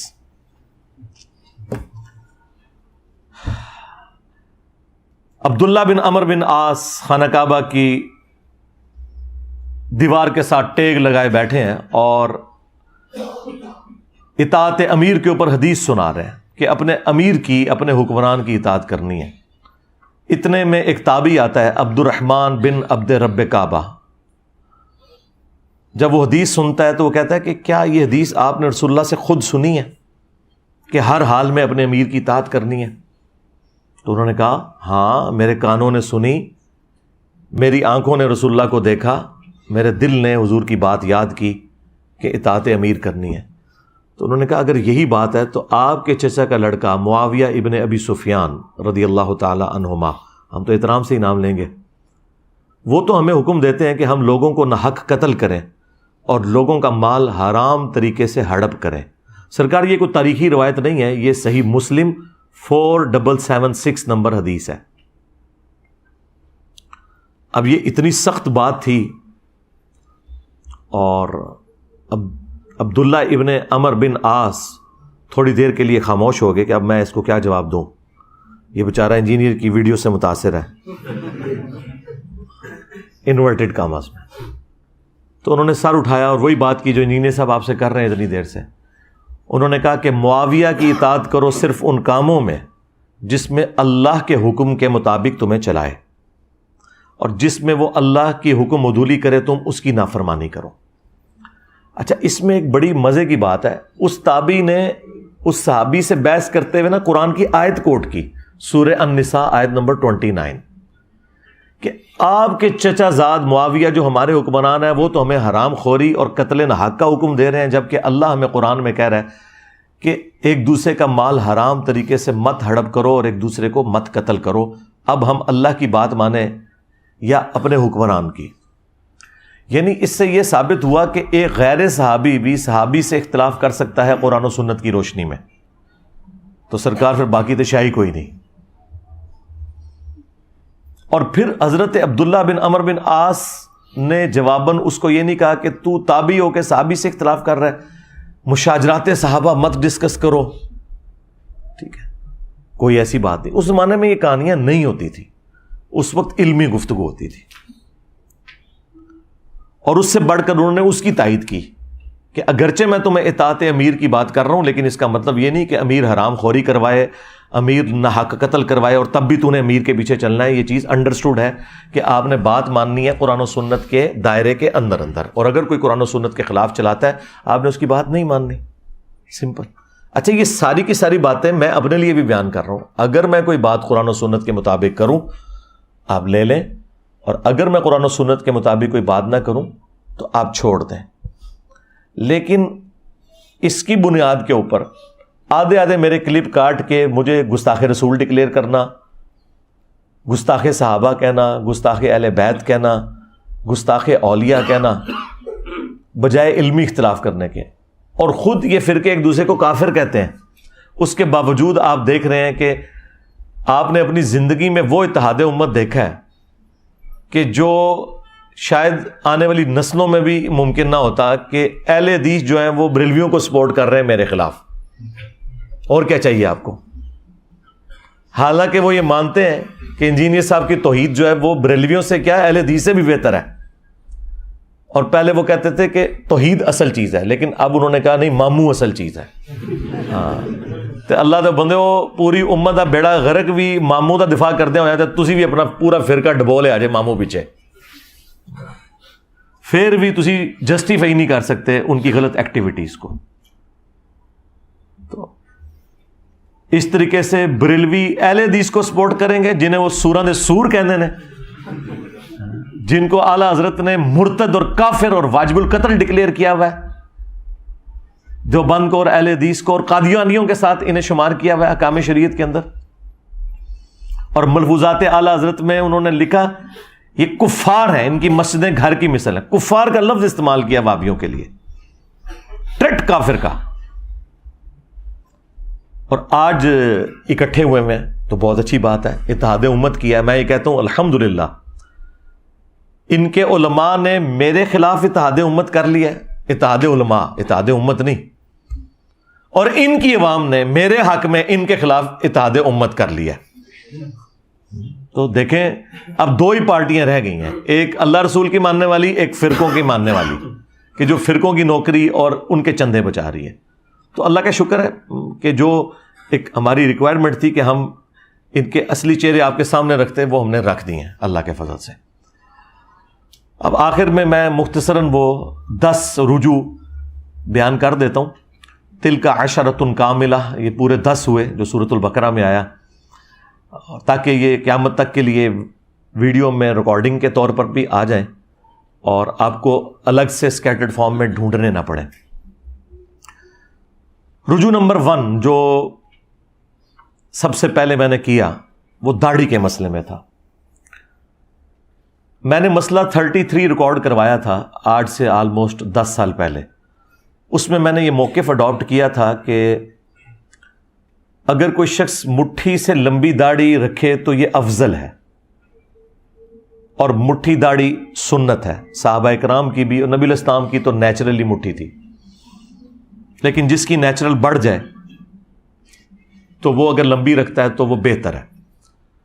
پھر اللہ تعالیٰ نے شرح صدر کیا اور میں نے اس کے اوپر اپنا رجوع ریکارڈ کروایا کہ نہیں، جو شخص یہ سمجھتا ہے کہ نبی علیہ السلام کی داڑھی مٹھی سے بڑی نہیں، نحر سے، اس وجہ سے وہ اپنی داڑھی مٹھی کے بعد کاٹتا ہے، جس طرح کے صحابہ کرام کاٹتے تھے، عبداللہ ابن عمر، عبداللہ ابن عباس اور حضرت ابو ہریرہ رضی اللہ عنہم اجمعین۔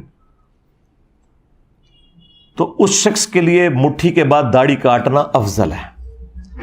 اور جو شخص یہ سمجھتا ہے کہ چونکہ نبی علیہ السلام کی ہے ہی نیچرل مٹھی تھی، میری نیچرل جتنی بھی ہوگی میں اتنی ہی رکھوں گا اور کاٹوں گا نہیں، تو وہ اس کے لیے تو افضل ہو سکتی ہے، اوورآل اسے افضل نہیں کہہ سکتے۔ جس طرح میں نے داڑھی کبھی نہیں کاٹی، ضرورت ہی نہیں پڑی، مٹھی سے زیادہ کئی بال ہیں میرے، تو میری نیچرل اتنی ہے۔ تو یہ میرا پہلا رجوع تھا جو میں نے داڑھی کے مسئلے میں اعلانیہ کیا، الحمدللہ۔ رجوع نمبر 2 وہ جہری نمازوں میں قرات کا ایشو تھا، وہ بھی آلموسٹ 10 سال پہلے میرا مسئلہ نمبر 84 ریکارڈ ہوا تھا، فاتحہ خلف الامام سے متعلق۔ اس وقت بھی میں نے راستہ چھوڑا تھا میں نے کہا تھا کہ جو لوگ یہ سمجھتے ہیں نا کہ جب امام بلند آواز سے قرات کر رہا ہے اور پیچھے مقتدی کا سن لینا کافی ہے، ہم ان کی نماز کو بھی غلط نہیں کہتے، لیکن ہم امام کے پیچھے جہری نمازوں میں بھی قرات کریں گے، خواہ وہ وقفے نہ دیتا ہو تب بھی۔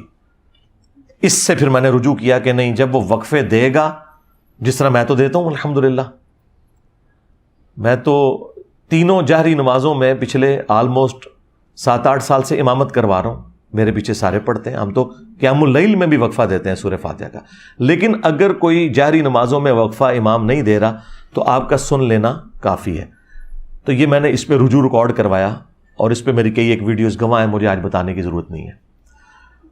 رجوع نمبر 3 میں نے کیا تھا رکوع میں رکعت ملنے کے حوالے سے، کہ رکوع میں جو رکعت ملنے کا ایشو ہے، اس میں تفرد ہے صرف امام بخاری رحمۃ اللہ علیہ کا اور چند اہل حدیث کا۔ ادروائز اہل سنت کے چاروں ائمہ، امام ابو حنیفہ، امام شافعی، احمد بن حنبل، امام مالک اور اہل تشیع بھی، یہ سب کے سب قائل ہیں کہ رکوع میں رکعت مل جاتی ہے، اور اس کیس میں وہ قیام کے اندر جو قرات ہے وہ ایکسیپشن ہے، اللہ تعالیٰ نے معافی دی ہوئی ہے، لیکن اس کی روٹین نہ بنائی جائے۔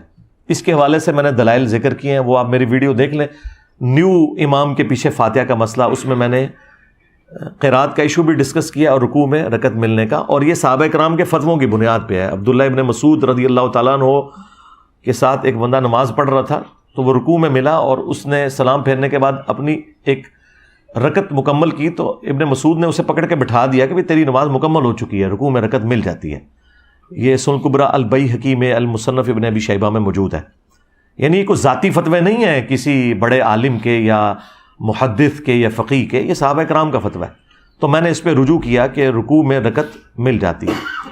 مجھے تو اللہ کا شکر ہے اس تکلیف سے گزرنا ہی نہیں پڑتا، میں تو 5 نمازوں میں امامت کرتا ہوں، اور اس سے پہلے بھی میری کوشش ہوتی ہے کہ میں جماعت قائم ہونے سے پہلے ہی مسجد میں ہوں، لہٰذا مجھے اس تکلیف سے گزرنا نہیں پڑتا۔ رجوع نمبر 4 میں نے کیا تھا وہ باپا جانی کے حوالے سے۔ میرے ایک دوست نے مجھے کہا جی میرے پاس ایک ویڈیو آئی ہے جس میں انہوں نے کہا کہ اگر آپ کی چپل الٹی ہو جائے، یعنی اس کا تلوا آسمان کی طرف ہو جائے، تو آپ نے وہ چپل سیدھی نہیں کرنی۔ تو میں بھی جناب پھر بغیر ٹکٹ کے ان کے اوپر چڑھ دوڑا، ویڈیو ریکارڈ کروا دی۔ وہ جب ویڈیو 4-4.5 لاکھ پہ پہنچ گئی، اور مجھے کچھ لوگوں نے بتایا کہ جناب انہوں نے تو ویڈیو میں بالکل الٹ بات کی ہوئی ہے، جو آپ کہہ رہے ہیں وہی بات انہوں نے کی ہوئی ہے۔ تو پھر میں نے اس دوست کے ساتھ جو تو کی وہ کی، اس کے بعد پھر میں نے نہ اس سے پہلے کوئی واقعہ ایسا رپورٹ ہوا ہے نہ اس کے بعد، جب تک میں خود دیکھ نہ لوں، پوری تسلی نہ کر لوں، میں کوئی رائے قائم نہیں کرتا۔ اسی لیے میں اپنا ٹویٹر اکاؤنٹ نہیں بناتا کہ بعد میں ٹویٹس جو ہیں وہ جس ملک میں ISPR کے DG کو اپنی ٹویٹس ڈیلیٹ کرنی پڑ جائیں، تو باقی تو شاہی کوئی نہیں۔ تو مجھے کیا تکلیف ہے کہ میں ٹویٹر اکاؤنٹ بنا کے تو رجوع ریکارڈ کراتا رہوں، پہلے تھوڑے کٹے میں کھولے انہیں، ایک اور کھولنا ہوا۔ اس لیے میں بڑی تسلی کے ساتھ معاملات کو دیکھ کے کوئی رائے قائم کرتا ہوں۔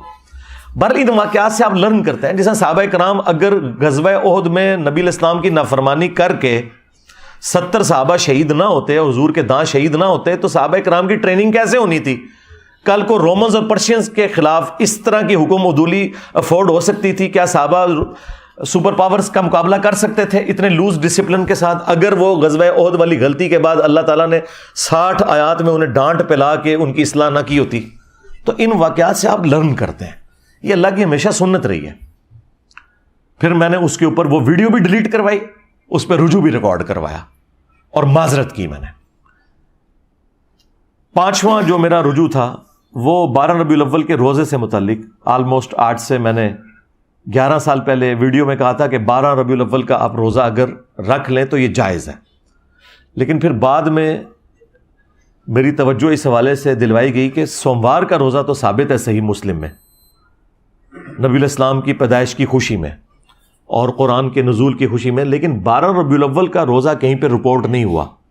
تو میں نے اس پہ پھر اپنا رجوع ریکارڈ کروایا تھا کہ 12 ربیع الاول کا روزہ آپ نہیں رکھیں گے، آپ نے میلاد کی خوشی منانی ہے تو صحیح مسلم میں جو آیا فیہ ولدت وفیہ انزل علیہ، اسی دن میں پیدا ہوا اور اسی دن مجھ پہ پہلی وحی نازل ہوئی، آپ پیر کا ہی روزہ رکھیں گے، 12 ربیع الاول کا روزہ نہ رکھیں۔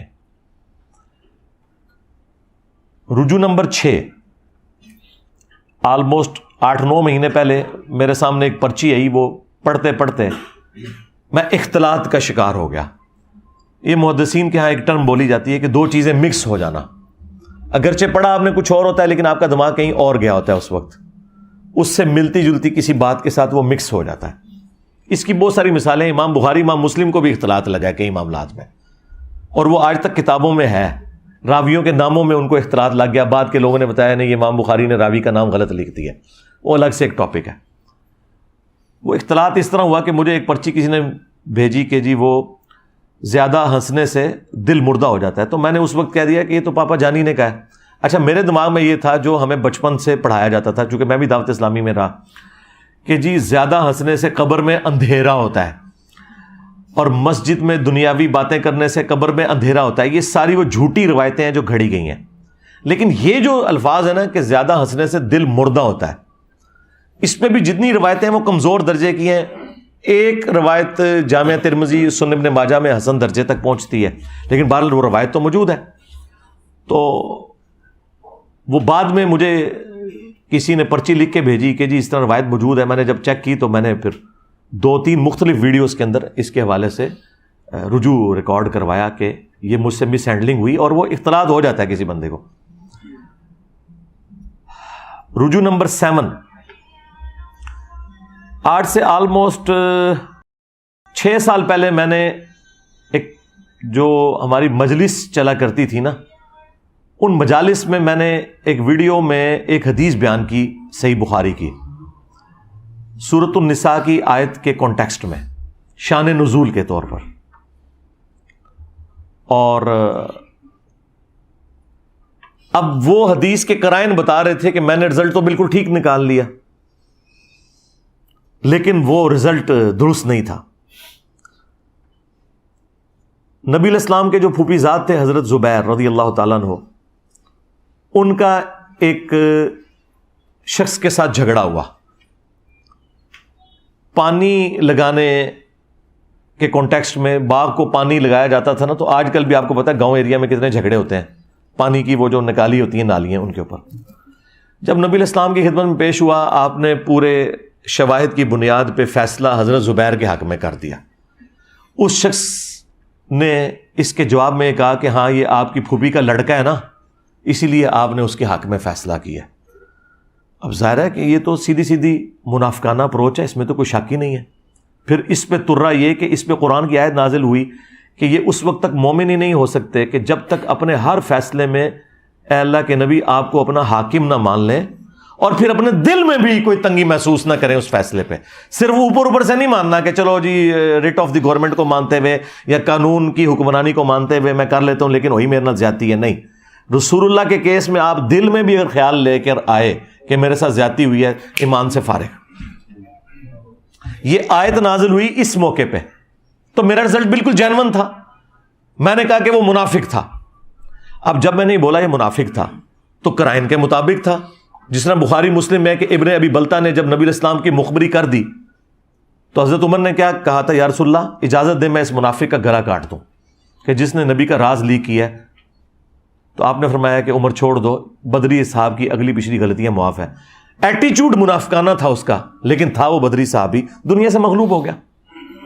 اسی پہ امام بخاری نے باب باندھا ہے کہ اگر کوئی شخص اپنے علم کی بنیاد پہ کسی صحابی کو بھی کافر کہہ لیتا ہے نا تو اس پہ کفر کا فتویٰ نہیں لوٹے گا۔ جو یہ مجھے کہہ رہے تھے انجینئر صاحب کہتے ہیں کہ اگر کوئی حضرت ابوبکر کو کافر کہہ دے تو کافر نہیں ہوگا، جی جو اپنے علم کی بنیاد پہ کہتا ہے اس تک بات یہ پہنچی ہے وہ تو کافر نہیں ہوگا، لیکن اگر انجینئر صاحب حضرت ابوبکر کو تو چھوڑ دیں، میں تو اپنے مخالفین علماء کو بھی اگر کافر کہتا ہوں نا تو میں کافر ہو جاؤں گا، میرا معاملہ الگ ہے۔ اور یہ بات امام بخاری نے لکھی ہوئی صحیح بخاری میں، چیپٹر کی ہیڈنگ میں اس حدیث کو، ابن ابی بلتہ والی حدیث کو، لیکن ان بیچاروں نے نہ قرآن پڑھا نہ حدیث پڑھی، ان کو کیا پتا تھا کہ یہ سارا کچھ ہمارے اوپر امتحان آنا ہے کہ تمام علمی بحثیں جو کتابوں میں تھیں وہ عوام میں آ جائیں گی۔ تو میں نے تو اپنی جگہ بالکل جینون بات کی۔ تو ایک ہفتے کے بعد ایک اسٹوڈنٹ ہمارے آئے، انہوں نے وہ پبلک سیشن جو تھا مجلس ریکارڈ ہونے سے پہلے ہی مجھے کہا کہ جی علی بھائی آپ نے جو بیان کیا وہ تو منافق نہیں تھا۔ میں نے کہا نہیں وہ منافق تھا، وہ قرآن میں آیات نازل ہوئی ہیں کہ تم مومن نہیں ہو سکتے، تو قرآن نے اسی کو منافق کہا ہوا ہے نا، بالکل قرآن تو یہی بتا رہے ہیں نا، اس موقع پہ نازل ہوئی ہے۔ اس نے کہا نہیں جی اس کا ایک طریق بخاری میں دوسری جگہ ہے، اس میں الفاظ ہیں ایک انصاری صحابی. میں نے کہا اچھا. اس نے کہا یہ حدیث کا نمبر ہے. میں نے کھول کے دیکھا. اب بھی میں تعویل کر سکتا تھا کہ صحابی وہ قانوناً تھا، وہ تو عبداللہ ابن ابی کو بھی حضور نے صحابی کہا ہوا ہے، لیکن میں نے کہا نہیں یار یہ بہت دور کی بات ہو جائے گی. جب یہ لکھا ہے نا انصاری صحابی تو پھر ہم ابن ابی بلتا والا حکم ہی لگائیں گے، جس طرح حضرت عمر نے اس کو بدری صحابی کو منافق کہہ دیا تھا. اگر بدری صحابی کو حضرت عمر منافق کہہ دیں، اتنے بڑے صحابی، تو میں تو شاہی کوئی نہیں. اور میں جس انصاری کو کہہ رہا ہوں وہ ابن ابی بلتا کے مقابلے میں شاہی کوئی نہیں. تو میں نے اپنا رجوع ریکارڈ کروا دیا. اس طرح اینالوجی کا فرق بعض اوقات لگ جاتا ہے. تو یہ میرا وہ رجوع تھا، رجوع نمبر 7. اسی کی آپ ایکسٹینشن کر لیں. یہ جو پچھلے ہفتے ہماری ایک پوسٹ بھی اپلوڈ ہوئی تھی، رجوع نمبر 8 کہہ لیں اسے، وہ حرمت والے رشتوں سے متعلق. کیونکہ اس کے ساتھ ہی آپ اس کو جوڑیں گے تو آپ کو پھر اینالوجی بنانے میں آسانی ہو جائے گی کہ یہ اینالوجی صحابہ کرام سے بھی مس ہینڈلنگ ہو جاتی تھی. وہ حرمت والے جو رشتے رپورٹ ہوئے ہیں نا سورۃ النساء کی آیت نمبر 23 کے اندر، ان کے کانٹیکسٹ میں نے بیان کیا تھا. مجھے پرچی آئی تو میں نے وہ پرچی پڑھی. اس میں تھا کہ کیا بھتیجی اور بھانجی کی جو آگے سے اولاد ہے اس کے ساتھ رشتہ ہو سکتا ہے؟ تو میں نے کہا تھا کہ ہاں ہو سکتا ہے، اس لیے کہ اس کا باپ الگ ہے. اور میں نے قیاس کیا کہ خالہ اور پھوپھی کے ساتھ رشتہ نہیں ہو سکتا، لیکن خالہ اور پھوپھی کی اولاد کے ساتھ آپ کا رشتہ ہو جاتا ہے، اس لیے کہ اس کا باپ الگ ہے.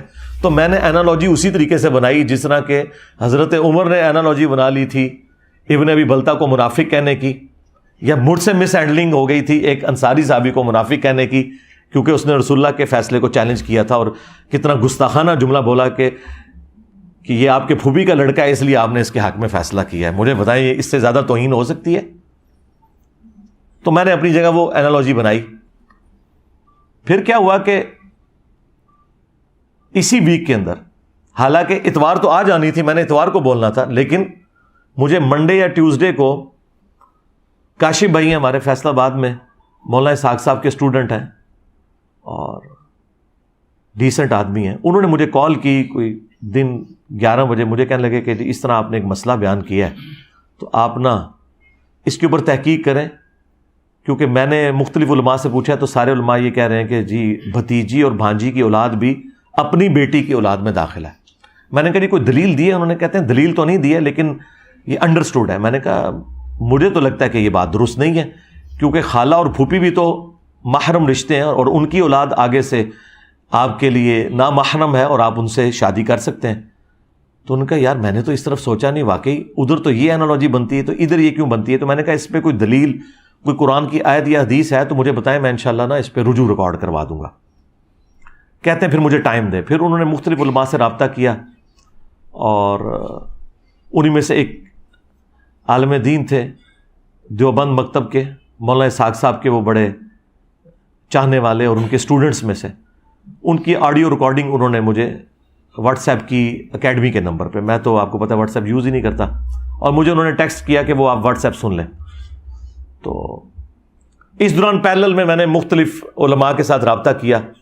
کسی عالم نے بھی مجھے کوئی آیت حدیث پیش نہیں کی، کیونکہ اس طرف کسی کا پہلے دھیان اس طرح گیا نہیں ہوا تھا. ساروں نے کہا جی ہمیں ٹائم دیں. میں نے کہا ٹائم لیں. پھر میں نے مکتبۃ الشاملہ میں خود سرچ کیا، میں نے تفسیر ابن کثیر کھولی اور بڑی تفسیریں کھولی، کسی میں یہ ٹاپک ڈسکس ہی نہیں ہوا تھا. میں نے کہا یار یہ اتنی حیران کن بات ہے، اس کو ڈسکس تو کریں ہاں یا نہ میں.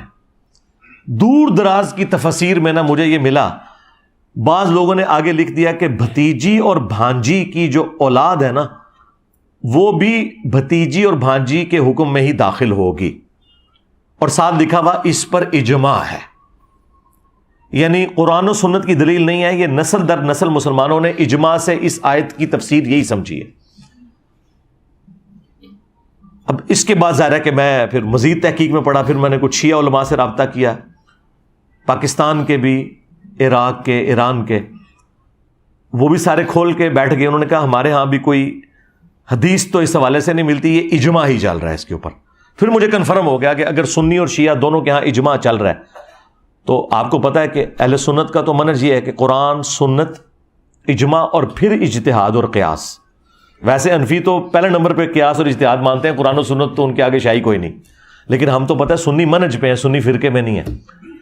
تو پھر میں نے پوری تسلی کرنے کے بعد آپ نے دیکھا اس پوسٹ پہ لکھا، اور میں نے پوری اس کی دلیل لکھی کہ جس طرح خالہ اور پھوپھی اگرچہ محرم رشتے ہیں لیکن ان کی اولاد آپ کے لیے حلال ہے، یہ انالوجی آپ کی بھتیجی اور بھانجی پہ نہیں لگے گی۔ اگرچہ بھتیجی اور بھانجی محرم رشتے ہیں لیکن ان کی اولاد آپ کی اپنی سگی اولاد کی طرح کاؤنٹ ہوگی، حالانکہ وہ سگی اولاد نہیں ہے، وہ آپ کے بھائی کی اولاد ہے۔ تو لیکن چونکہ اس پہ اجماع تھا تو میں نے لکھا اس پہ سنی شیعہ کا اجماع ہے، اور جب اجماع ہو کسی بات کے اوپر پھر قیاس اور اجتہاد پیچھے رہ جاتا ہے۔ تو میں نے اتوار کا انتظار بھی نہیں کیا، ایک پوسٹ بنائی، اور دیکھیں پوسٹ پہ کیا لکھا ہوا تھا، رجوع، توبہ اور کلیریفیکیشن۔ ان کی تو موت ہے یہ توبہ کا لفظ لکھ دیں، انہوں نے تو چشتی رسول اللہ، اشرفی رسول اللہ سے توبہ نہیں کی ہوئی ہے اتنے بڑے بڑے بلنڈرز کے ساتھ۔ تو میں نے اس پہ توبہ کا لفظ بھی لکھا، اور پھر بعض لوگوں نے نیچے کومنٹس کیے کہ اس پہ ویڈیو بنائے، میں نے کہا انشاءاللہ ویڈیو میں کلیریفیکیشن دے دوں گا۔ اور دیکھیں اس شر میں سے کتنا بڑا خیر نکلا کہ میں نے وہ سارے کے سارے رجوع جو 15 سالوں میں تھے وہ ایک جگہ جمع آج کر رہا ہوں، اس کی برکت سے۔ یہ فائدہ ہوتا ہے نا۔ یہ 8 مکمل ہو گئے جی رجوع، اور اب رجوع نمبر 9، اور وہ رجوع نمبر 9 حال ہی میں تازہ میں نے کیا ہے کہ مزارات پہ آپ جا سکتے ہیں۔ میں شروع دن سے مخالف تھا کہ قبروں پہ جانا ہے، جو مسلم میں حدیث ہے قبروں پہ جاؤ تاکہ آخرت کی یاد آئے، یہ دنیا سے بے رغبتی دلاتی ہیں۔ اور میں نے کہا تھا یہ مزار جو ہے نا یہ رسول اللہ کی نافرمانی میں بنائے گئے ہیں۔ نبی الاسلام کی حدیث ہے مسلم میں کہ میں تمہیں منع کرتا ہوں قبروں کو پکا کرنے سے، ان پہ عمارت بنانے سے، ان پہ بیٹھنے سے۔ مجاور بن کے بیٹھنا بھی حرام ہے، ڈائریکٹ بیٹھنا بھی حرام ہے۔ لیکن آپ کو پتہ ہے کہ اسی سال میں نے اس پہ رجوع کیا ہے۔ ویسے ہے یہ رجوع خطرناک ہے، خطرناک سے بھی اگلا ورژن۔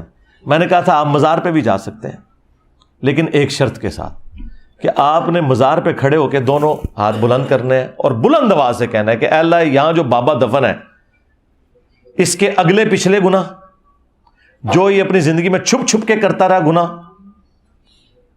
یا لوگوں کے سامنے کرتا رہا، چھوٹے گناہ اس کے بڑے گناہ معاف کر دے، اور آمین بھی اونچی آواز سے کہنا ہے۔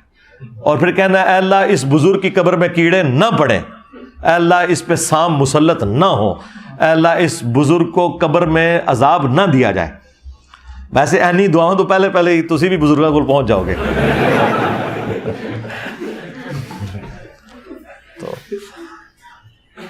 تو ظاہر ہے یہ تو پھر نہ جانے والی بات ہوئی نا۔ تو اس شرط کے ساتھ میں نے کہا تھا کیونکہ آپ وہاں اعلان حق بلند کرنے کے لیے جا رہے ہوں گے تو آپ جائیں، ویسے قبرستان روزانہ جائیں، لیکن مزارات تو اڈے بنے ہوئے ہیں شرک کے، اڈے بنے ہوئے ہیں رسول اللہ کی نافرمانی کے عز وجل و صلی اللہ علیہ وآلہ وسلم، تو وہاں جانے کی کوئی گنجائش نہیں۔ اگر جانا ہے تو تبلیغ کے لیے آپ جا سکتے ہیں، جس طرح نبی الاسلام بھی مشرکین عرب کے خیموں میں توحید کی دعوت دیتے تھے حج کے موقع کے اوپر، تو وہ آپ جا سکتے ہیں۔ تو یہ میرا رجوع نمبر 9 تھا۔ اور رجوع نمبر 10 جو میں نے بڑی مشکل سے کیا، جو میرے لیے بڑی تکلیف دہ چیز تھی، لیکن بہرحال ظاہر ہے کہ جب بہت زیادہ اختلاف کھڑا ہوتا ہے تو پھر آپ کو اس کے اوپر رجوع کرنا پڑتا ہے۔ وہ آلموسٹ 8 سے 4 سال پہلے میں نے یا 3 سال پہلے کیا، اور وہ تھا حضرت معاویہ رضی اللہ تعالیٰ عنہ کی غلطی کو اجتہادی غلطی کہنا۔ اس سے میں نے رجوع کیا کہ ان کی غلطی اجتہادی نہیں تھی بلکہ وہ جان بوجھ کر تھی، اور احادیث اور آیات اسی پر گواہ ہے کہ ان کی غلطی کو کسی صورت اجتہادی نہیں کہا جا سکتا۔ زیادہ سے زیادہ ان کی غلطی اجتہادی قتل عمار سے پہلے کنسیڈر ہو سکتی ہے۔ قتل عمار کے بعد جب ان کے اپنے ساتھیوں میں سے بھی کئی لوگوں نے توبہ کر لی اور انہیں آ کے سمجھایا، اس کے باوجود وہ اپنی غلطی پر اڑے رہے، اب اسے اجتہادی نہیں کہا جا سکتا۔ اور اس پہ میرا تفرد نہیں ہے، جو آج ٹھیکیدار بنے ہوئے نا سنیت کے، ان کے بڑے بابوں نے یہ لکھا ہوا ہے، اور یہ کتنے منافق ہیں عملاً کہ ان بابوں کا نام بغیر وضو کے نہیں لیتے اور میرا نام بغیر لانتوں کے نہیں لیتے۔ تو جڑیں بڑھو نہ انہیں بابے نو پڑھو اور کہو کہ او رافضی سن، وہ اگر رافضی ہیں تو ان کی اپنی سنیت فارغ ہو جائے گی۔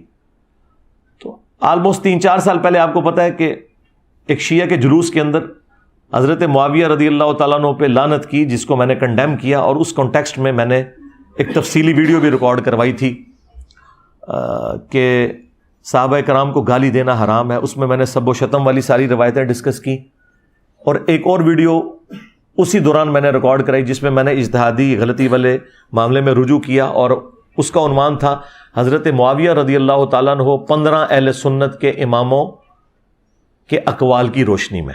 یہ میری یعنی بہترین ویڈیوز میں سے جس میں نے پرانے سارے بزرگوں کے اقوال اس حوالے سے بتائے، اور ان میں نے ان کے حنفیوں کے بڑے بزرگوں کا حوالہ بھی دیا تھا، ملا علی قاری کا۔ ملا علی قاری 1014 ہجری میں فوت ہوئے، ان سے بڑا کوئی حنفیوں کا امام نہیں ہے، یہ چند بڑے اماموں میں سے ہیں امام حنیفہ کے بعد اس امت میں جن کے اوپر پوری حنفیت کھڑی ہوئی ہے، اور یہ کوئی لوکل امام نہیں ہے۔ ملا سے مراد آپ ملا عمر کی کوئی رشتہ داری نہ سمجھیے گا، یہ ملا علی قاری پوری دنیا میں اتھارٹی مانا جاتا ہے حنفیوں کے ہاں، کیونکہ اس نے مشکات المصابیح کی شرح لکھی مرقہ، اور اس شرح میں چونکہ مشکات المصابیح تو احادیث کا مجموعہ ہے اور پوری فقہ حنفی کی موت ہے حدیثیں ڈسکس کرنا، تو اسے ایک شرح لکھنی پڑی فقہ حنفی کو ثابت کرنے کے لیے حدیثوں کے خلاف۔ تو کوئی بڑا بندہ ہی چاہیے تھا نا جو ہر حدیث کو کاؤنٹر کر کے کہتا نہیں ہمارا امام صحیح کہہ رہا ہے، یہ حدیث غلط ہے۔ تو اس کے لیے ایک امام لانچ ہوا ملا علی قاری، جو بریلویوں اور دیوبندیوں کے امام اور حنفیوں کے بڑے امام، اور بریلوی دیوبندی کی تقسیم سے پہلے کے ہیں وہ۔ ملا علی قاری نے مرقہ لکھی، اور اس میں جب حدیث آئی نا 5878 قتل عمار والی حدیث، تو اس میں انہوں نے کچھ جملے لکھے، اور اب یہ اردو ترجمے کے ساتھ تو اب انہوں نے شائع کیے دیوبندیوں نے، میں تو بہت پہلے اپنے پمفلٹ کربلا بارے میں اسے ڈال چکا تھا۔ انہوں نے جو جملے لکھے ہیں نا، میری ویڈیوز تو اس کے سامنے شائع کوئی نہیں۔ انہوں نے پہلا جملہ لکھا اس میں کہ حضرت معاویہ پر واجب تھا کہ وہ خلیفہ وقت علی ابن ابی طالب کی بیعت کر لیتے، یعنی انہوں نے واجبیت کا ترک کیا، جو مسلم میں آتا ہے جو بغیر امام کے بیعت کے مرا وہ جاہلیت کی موت مرا۔ وہ ساری حدیثوں کے حوالے سے انہوں نے کہا کہ ان پہ واجب تھا کہ اپنے امام کو پہچانتے۔ نمبر 2، دنیا کی منفعت کے لیے، خلافت کے حصول کے لیے اپنی خواہش کو ترک کر دیتے ہیں، یعنی انہوں نے کہا کہ یہ جو حضرت علی کے خلاف وہ لڑے، وہ کوئی قصاص عثمان کا چکر نہیں تھا، بلکہ وہ خود خلیفہ بننا چاہتے تھے۔ دیکھ لو، یعنی ایک بندہ اندر تک وڑ گیا ہے، وہ دل دیکھ اور فتویٰ لگا رہا ہے۔ اچھا، نمبر 3، وہ باطن میں باغی تھے، لیکن ظاہراً خون عثمان کو انہوں نے اپنی ڈھال بنایا ہوا تھا لوگوں کو دکھانے کے لیے۔ اے بھی نال لکھا ہے، جیسے یہاں پہ پولیٹیشنز کرتے ہیں نا، سامنے کوئی اور ریزن رکھتے ہیں اور پیچھے کچھ اور ہوتا ہے۔ تو انہوں نے کہا کہ اندر سے وہ باغی تھے، وہ حضرت علی کو خلیفہ ہی نہیں ماننا چاہتے تھے، پبلک کی آنکھوں میں دھول جھونکنے کے لیے انہوں نے حضرت عثمان کی شہادت اور قصاص کو اپنی ڈھال بنایا ہوا تھا لوگوں کو دکھانے کے لیے۔ آپ ذرا یہ جملوں کے اوپر غور کریں۔ نمبر 4، انہوں نے کہا کہ قتل عمار والی حدیث تقتلہ الفئۃ الباغیہ 2812 2812 یہ میری بوتل ہوتے لکھے ہے۔ اچھا، قتل عمار والی حدیث حضرت معاویہ کی چھپی ہوئی بغاوت کو ظاہر کر دیتی ہے، یہ چوتھا فکر۔ اور 5واں انہوں نے لکھا کہ حضرت معاویہ کے عمل نے قرآن اور سنت دونوں کو پیٹھ کے پیچھے ڈال دیا، یعنی بجائے انہوں نے قرآن و سنت پہ عمل کرنے کے، انہوں نے اپنے اس نفس کی پیروی کرتے ہوئے یہ سب کچھ کیا۔ مجھے بتائیں اس کے بعد کوئی جملہ رہ گیا کہ کوئی بولتے؟ پھر پتہ کیا انہوں نے اینڈ پہ کہا، لیکن ہمیں چاہیے کہ ہم اپنی زبانیں بند رکھیں۔ ہاں، یہی تو ہم کہہ رہے ہیں کہ ہم اس سے ہلکی باتیں کر کے اور ڈائریکٹ حدیثیں بیان کر کے اپنی زبانیں بند کیے ہوئے ہیں، اور ملا علی قاری یہ سارے فتوے بیان کر کے بھی کہہ رہا ہے زبان ہمیں بند رکھنی چاہیے۔ یعنی ملا علی قاری المتوفی 1014 ہجری، یقین کریں میں تو اس کے بعد انہیں دل سے کہتا ہوں رحمہ اللہ۔ ہاں، انہوں نے بتا دیا کہ یہ سارا اختلاف کرنا کوئی رافضیت نہیں ہے۔ اور دوسرا فتویٰ ملا علی قاری سے بھی بڑے امام جو ان سے بھی پہلے گزرے 855 ہجری میں فوت ہوئے، انہوں نے عمدۃ القاری صحیح بخاری کی شرح لکھی، بدر الدین عینی۔ ایک ہی زمانے میں 2 امام ہیں، ابن حجر اسقلانی نے فتح الباری لکھی 852 ہجری میں فوت ہوئے، اور 855 ہجری میں 3 سال کے بعد انہی کے زمانے میں تھے۔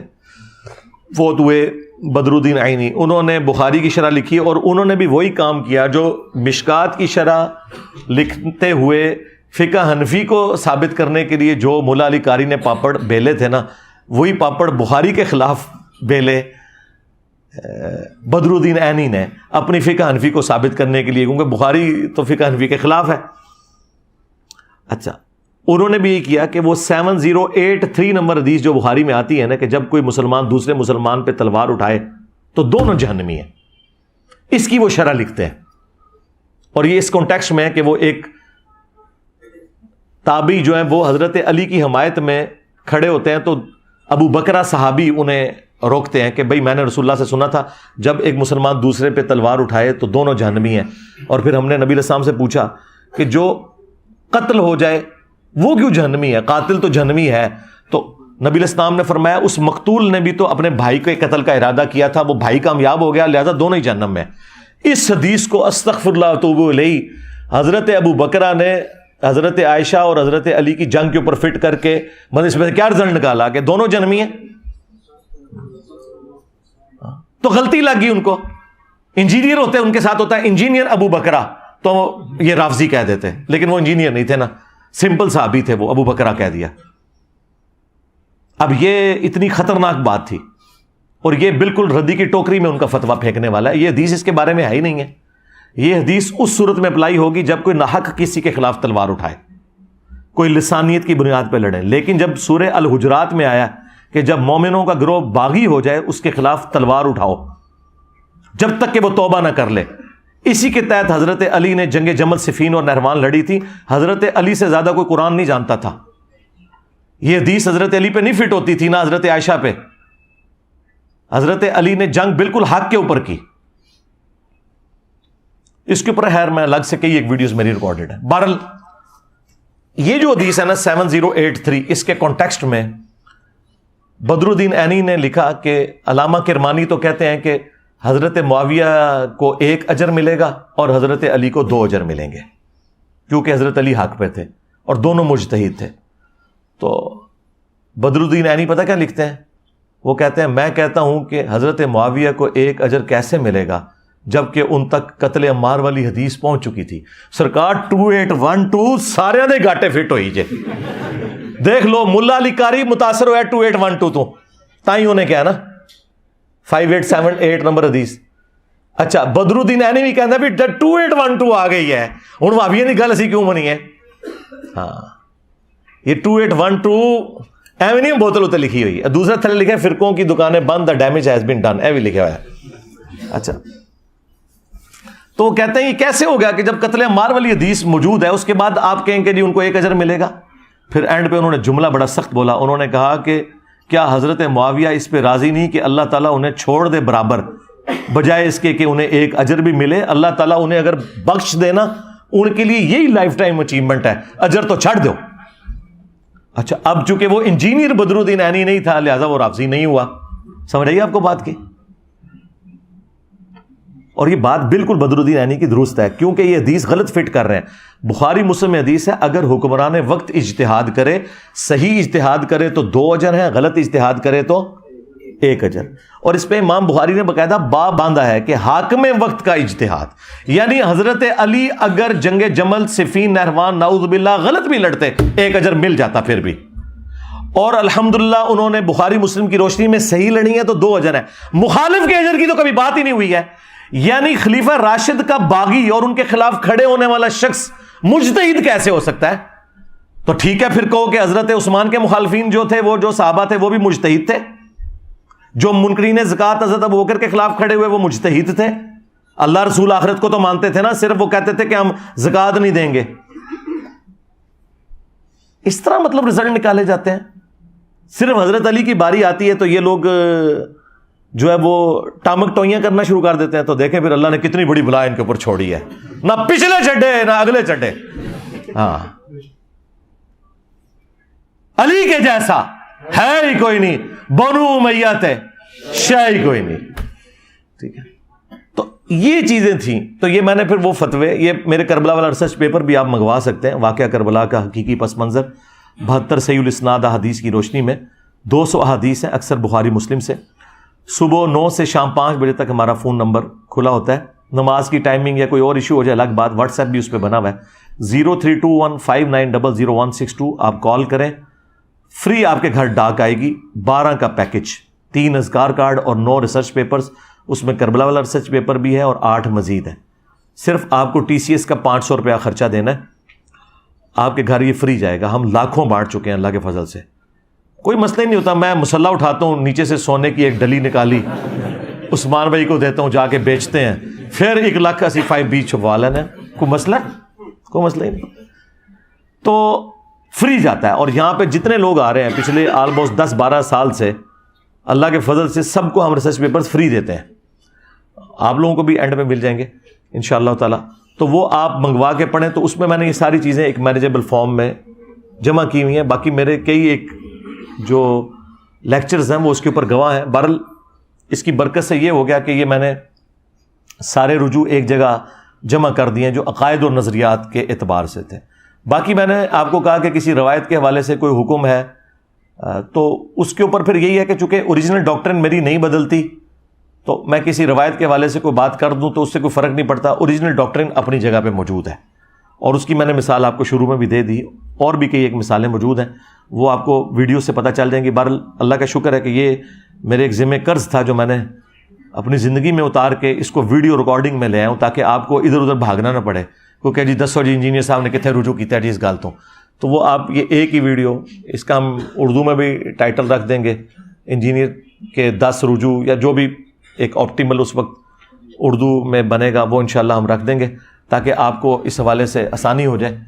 ہمارا جو آج کا پبلک سیشن نمبر 94 ہے بمطابق 14 مئی 2023, اللہ کے فضل سے یہ بھی ریکارڈنگ ہوگی. صلو علی محمد و آل محمد, اللہم صلی علی محمد وعلی آل محمد و اصحاب محمد و ازواج محمد و امت محمد اجمعین الی یوم الدین, آمین.